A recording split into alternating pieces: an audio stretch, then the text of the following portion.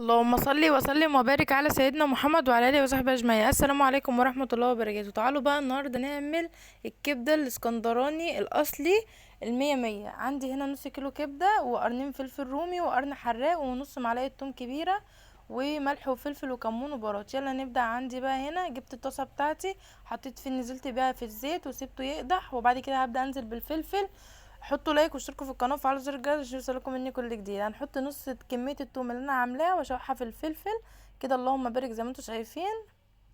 وبعد ما شوحنا التوم هبدا انزل بشويه خل، وبعد كده هنزل بالكبده بتاعتي، اسيبها تاخد لون ونبدا ان احنا نقلبها كده، اللهم بارك.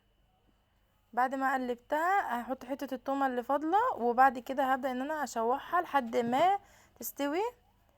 هبدأ بقى انزل عندي كده بالتوابل بتاعتي، ملح وفلفل اسود وكمون وبهارات كده اهو. وبعد كده هنبدأ ان احنا نقلبها كده بعد ما استوت عندي. يلا بقى نشوف الجمال. اللهم صل وسلم وبارك على سيدنا محمد وعلى اله وصحبه اجمعين. ادي الجمال، الكبده الاصلي. حطوا لايك واشتركوا في القناه وفعلوا زر الجرس عشان يوصلكم مني كل جديد. وعلشان استمر، لو انتوا حابين ان انا استمر معاكم اكتر ونعمل فيديوهات اكتر، حطوا لايك واشتركوا في القناه.